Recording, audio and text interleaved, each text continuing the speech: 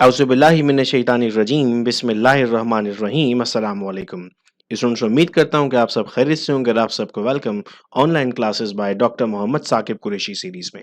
Students आज की video lecture से हम स्टार्ट करने जा रहे हैं first year physics. As per schedule आपकी क्लासेस आपको आपके व्हाट्सएप ग्रुप में भेज दी जाती हैं और स्केजुअल के मुताबिक आज हमारी फिजिक्स की क्लास है। चैप्टर नंबर 1 हमने स्टार्ट किया है और हम स्टार्ट कर रहे हैं with the definition of science. What is science? हम कहते हैं sir science is the systemic study of all natural phenomenas. Phenomena का मतलब होता है जो कोई भी अमल हो रहा है, तो जितने भी कुदरती अमल हो रहे हैं उन सब की स्टडी को हम क्या कहते हैं? साइंस कहते हैं।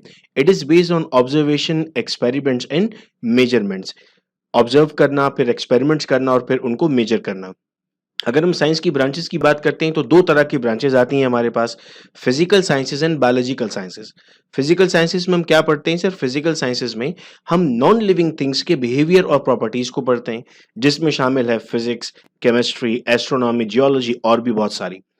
बायोलॉजिकल साइंसेस में हम लिविंग थिंग्स के बारे में पढ़ते हैं, जैसे botany, genetics, zoology.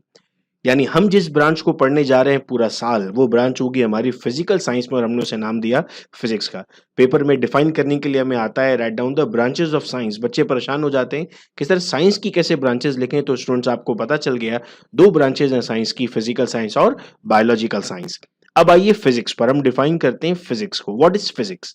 The branch of physical science which deals with the study of interaction of matter and energy is called as physics.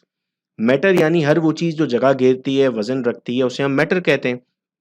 इस मैटर का एनर्जी के दरमियान जो ताल्लुक है, उसकी स्टडी को हम क्या नाम दे रहे हैं? उसकी स्टडी को हम फिजिक्स का नाम दे रहे हैं। Moreover it is based on experimental observations and quantitative measurements. यानी हमें इसमें एक्सपेरिमेंटल ऑब्जर्वेशंस मिलती हैं और क्वांटिटेटिव मेजरमेंट्स मिलती हैं। हम सॉल्व करते हैं, एक्सपेरिमेंट्स करते हैं, लॉ बनता है, उसके बाद फिजिक्स हमारे सामने आती है। यानी फर्स्ट ईयर फिजिक्स में हमें बेशुमार लॉ पढ़ने पड़ेंगे, बेशुमार थ्योरीज पढ़नी होंगी और बेशुमार न्यूमेरिकल्स भी करने होंगे। इसी तरह इंशाल्लाह हम अपनी क्लासेस में इन तमाम टॉपिक्स को वन बाय वन कवर करेंगे। हम बिल्कुल उसी अंदाज में पढ़ रहे हैं जिस तरीके से हमें इंस्टीट्यूट में क्लास ली जाती है, बस फर्क ये है कि आप यहाँ पर ऑनलाइन पढ़ते हैं। जिस तरह आप कहते हैं कि बायोलॉजी की मेन ब्रांचेस होती हैं ज़ूलॉजी, बॉटनी और माइक्रोबायोलॉजी, बिल्कुल वैसे ही हम कहते हैं कि फिजिक्स की दो मेन ब्रांचेस हैं, जिन्हें हमने नाम दिया क्लासिकल फिजिक्स और दूसरी को हम नाम देते हैं क्वांटम फिजिक्स या मॉडर्न फिजिक्स। यानी क्वांटम फिजिक्स से पहले जो फिजिक्स थी उसे हमने क्लासिकल फिजिक्स कहा हुआ है, उसके बाद जो फिजिक्स हमारे पास आ रही है उसे हम क्वांटम फिजिक्स कह रहे हैं। The classical physics believes in a singular nature, only the particular nature of the matter. It provides microscopic vision of matter. It is based upon Newton's law of mechanics and Maxwell's law of electromagnetism. यानी अगर हमें classical physics को समझना है तो हम कहते हैं कि क्लासिकल फिजिक्स कहता है कि हमारे पास मैटर क्या है? मैटर पार्टिकल है। माइक्रोस्कोपिक विजन का मतलब होता है बड़े पिक्चर में चीज समझाना, माइक्रोस्कोपिक का मतलब होता है छोटी पिक्चर में एक बात समझाना। क्लासिकल फिजिक्स किस पे बेस कर रही है सर? न्यूटन पर बेस कर रही है और मैक्सवेल के लॉ ऑफ इलेक्ट्रोमैग्नेटिज्म पर बेस कर रही है। जबकि जब हम बात करते हैं क्वांटम फिजिक्स या मॉडर्न फिजिक्स की, तो हम कहते हैं the quantum physics believe in dual nature, both particle and wave. Matric class की फिजिक्स में आपने पढ़ा है कि हमें पहले पुरानी फिजिक्स में कहा जाता था कि मैटर पार्टिकल है, लेकिन जो नई फिजिक्स थी उसमें कहा जाता है कि मैटर का डुअल नेचर है, पार्टिकल भी और वेव भी है। इसको हम अब नाम दे रहे हैं, जो पुरानी और नई कहते थे आज हम कह रहे हैं क्लासिकल फिजिक्स और क्वांटम फिजिक्स। जो क्वांटम फिजिक्स है उसमें माइक्रोस्कोपिक विजन भी दिखाया जा रहा है मैटर का, चूंकि आप वेव की बात कर रहे हैं और वेव को हम अपनी आंख से नहीं देख सकते, तो हमें उसके लिए माइक्रोस्कोपिक विजन की जरूरत है। क्वांटम फिजिक्स किस पर बेस कर रही है? It is based upon the Planck's quantum theory of light and de Broglie's idea of matter. Planck's quantum theory आप लोगों ने अगर first year chemistry chapter number 3 पढ़ा था तो वहां पर भी इसका जिक्र किया जाता है। तो अब प्रैक्टिकल फील्ड में हमारे पास कितनी ब्रांचेस आ गई हैं सर? प्रैक्टिकल फील्ड में हमारे पास ब्रांचेस आ गई है mechanics, optics, heat and thermodynamics, electricity and magnetism, astrophysics, electronics, fluid mechanics, spectroscopy, nuclear physics, waves and sound, solid state physics and biophysics. अब ये तमाम की तमाम हमारे पास डिफरेंट ब्रांचेस ऑफ फिजिक्स हैं। अब अगर हम ये एक क्वेश्चन था हमारे पास, एक क्वेश्चन आएगा आपको define physics, explain main branches of physics and name different branches of physics. तो आपको ये शॉर्ट क्वेश्चन में सारी चीजें अपने पास लिखनी होंगी। हम साथ साथ मार्क्स भी पढ़ते जा रहे होते हैं ताकि हमें एग्जाम के लिए पता रहे। नेक्स्ट बिट क्वेश्चन जो आज हम पढ़ने जा रहे हैं वो है कंट्रीब्यूशन ऑफ साइंटिस्ट। अब स्टूडेंट से याद करना बेहद जरूरी है हमारे लिए कि किस साइंटिस्ट की क्या कंट्रीब्यूशन थी। अब कुछ बच्चे डेट ऑफ बर्थ भी याद करना स्टार्ट कर देते हैं, कुछ बच्चे उनकी बेसिक एजुकेशन कहाँ की थी, पैदाइश कहाँ की थी, वो भी याद कर लेते हैं। इसके एग्जाम में मार्क्स नहीं मिलते और आपका बर्डन बढ़ जाता है। सवाल में पूछा जाता है कंट्रीब्यूशन बतानी है, तो आपको भी सिर्फ क्या बतानी होती है, कंट्रीब्यूशन। तो हमने यहाँ पर क्या लिखी है, सिर्फ कंट्रीब्यूशन। आप चाहें तो उन्हें पॉइंट्स में भी लिख सकते हैं, आप चाहें तो इसी तरह पैराग्राफ में लिख दें। लेकिन आप देख रहे हैं कि हमने यहाँ पर कुछ चीज़ों को इन्वर्टेड कॉमास में बोल्ड कर दिया। आप चाहें तो इसे मार्कर से लिख सकते हैं क्योंकि ये इनकी इन्वेंशंस हैं। इब्नुल हैथम ने फिजिक्स में काम किया। इन्होंने लॉज ऑफ रिफ्लेक्शन बनाए और रिफ्रैक्शन बनाए। मैट्रिक क्लास में पढ़े ना आपने, laws of reflection and refraction. पहली मर्तबा इब्नुल हैशम नामी साइंसदान ने हमें दी है। इन्होंने पहला कैमरा बनाया, that is pin hole camera. और उन्होंने बेशुमार किताबें लिखी जिनमें से एक का नाम हमारे सामने है, किताबुल मनासिर। ये सवाल दो तरीकों से पेपर में आ सकता है, या तो आपको शॉर्ट में लिखना होता है कंट्रीब्यूशन, या फिर आपको डिटेल में एमसीक्यूज में पूछ सकता है वो आपसे कि जी ये बताएं पिन होल कैमरा किसने बनाया, तो आपको याद हो गया इस वक्त इब्नुल हैशम ने बनाया है। नेक्स्ट साइंटिस्ट हमारे पास Musa al Khwarizmi. He was a mathematician. He was the founder of analytical algebra. तो अलजेब्रा जो आप पढ़ते हैं वो किसने बनाई है, वो अल ख्वारिज़मी ने बनाई है। ही इन्वेंटेड द टर्म लोगैरिथम। आपने मैट्रिक क्लास में लॉग पढ़े, उनका इन्वेंशन किसने किया, अल ख्वारिज़मी ने किया। हिज फेमस बुक इज हिसाबुल जब्र वल मुकाबला। आपको अब इस बात से अंदाजा हो रहा है कि मुसलमानों ने कदीम में साइंस में कितना रोल प्ले किया और कितनी बेहतरीन काम किए हैं। अल बतानी was an astronomist. He made calculations in connection with solar system changes in season, eclipse of moon and sun, and other astronomical phenomena. Astronomy का मतलब होता है हेवनली बॉडीज के बारे में पढ़ना, यानी ये चांद सितारे के बारे में जो साइंटिस्ट पढ़ते हैं उन्हें हम एस्ट्रोनॉमिस्ट कहते हैं। Jabir ibn Hayyan, he was a chemist. He drive various laws of chemistry on the basis of experiments. Next scientist है हमारे पास Umar Khayyam. Umar Khayyam was a mathematician and a poet. Al-Razi was the most prominent and great physician. He wrote about 200 original monographs. Abu Rehan Al-Biruni was an astronomer, physician and mathematician. तीन qualities आप देख रहे हैं यहाँ पर इनकी। His famous book was किताबुल कानून अल Masoodi. Book का नाम हमें याद होना चाहिए।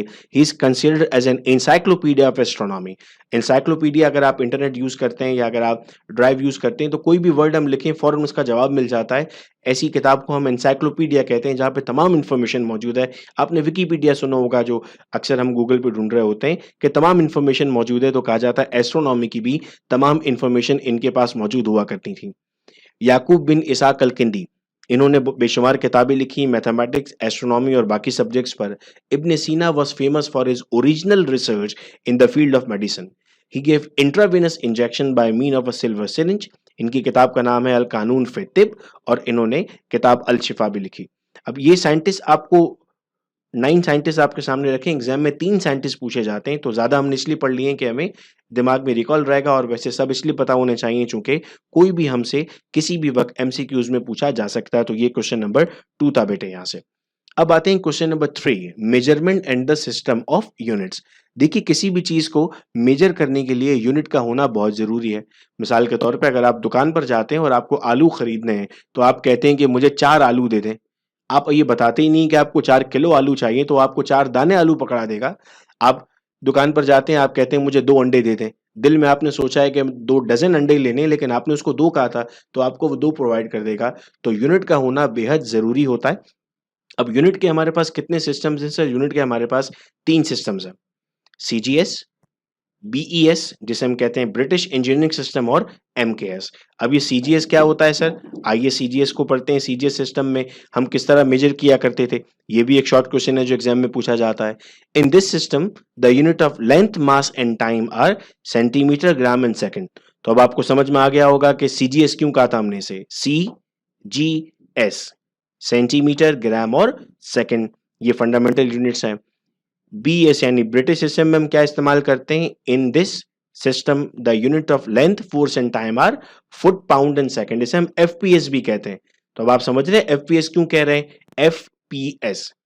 अब आप आहिस्ता आहिस्ता समझ रहे होंगे कि एमकेएस क्या होता है। In this system the units of length, mass and time are metre, kilogram and second. तो क्या बन गया, एम के एस। इसको शॉर्ट के लिए भी याद रखना होगा और आपको एमसीक्यूज में भी ये सवाल पूछा जाता है। अब आपने पढ़ा कि हमारे पास अब ये 3 तरह के सिस्टम्स आ गए। सीजीएस भी आ गया, एमकेएस भी आ गया और एफपीएस भी आ गया। लेकिन अब जो मसला जनरेट हुआ, वो मसला ये जनरेट हुआ कि किसी कंट्री में सेंटीमीटर, किसी कंट्री में मीटर और किसी कंट्री में फुट को लेंथ के लिए इस्तेमाल किया जा रहा था। तो चीज़ें स्टैंडर्डाइज़ नहीं थी।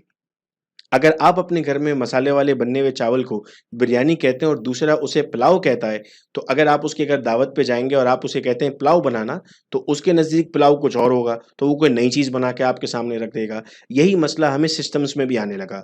हम यूनिट कहते कुछ थे, वो यूनिट बन कुछ जाता था और सामने कोई नई चीज़ आती थी। तो साइंस ने इस बात का फैसला किया कि हम एक स्टैंडर्ड सिस्टम बनाएँगे, जो पूरी दुनिया में इस्तेमाल किया जाएगा और उसे हम नाम देंगे सिस्टम इंटरनेशनल का, जिसे हम कहते हैं एसआई यूनिट। तो इस वक़्त पूरी दुनिया में अब ऐसा नहीं है कि कोई सेंटीमीटर यूज़ कर ले, कोई फुट यूज़ कर ले।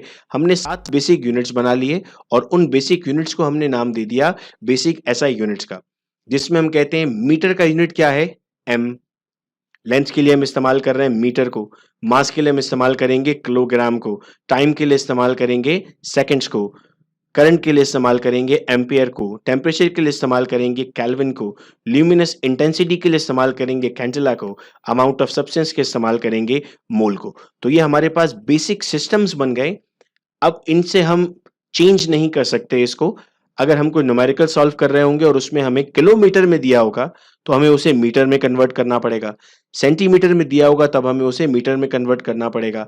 अब हम कैसे कन्वर्जन करते हैं? 1 किलोमीटर में कितने मीटर है? 1000 मीटर हैं। हमें ये न्यूमेरिकल्स में कन्वर्जन करनी पड़ती है आने वाले चैप्टर्स में। जब हम न्यूमेरिकल करेंगे तो ऑटोमैटिकली ये कन्वर्जन्स भी हमारे सामने आएँगी। तो किलोग्राम में अगर हमें न्यूमेरिकल में दिया जाएगा, फिर मिसाल के तौर पे ग्राम में, तो हमें किस में कन्वर्ट करना होगा? हमें किलोग्राम्स में कन्वर्ट होगा करना होगा। तो 1000 ग्राम्स मिलके 1 किलोग्राम बनेंगे। अक्सर न्यूमेरिकल्स में हमें सेकंड्स में दिया जाएगा, मिनट्स में दिया जाएगा, तो हमें एसआई यूनिट यानी सेकंड में लाना होगा। अगर मिनट दिया हुआ है तब भी आप सेकंड में आएँगे, अगर आवर्स दिए हुए हैं तब भी आप सेकंड में आ रहे होंगे। हमें बेसिक यूनिट्स को इस्तेमाल करना होता है।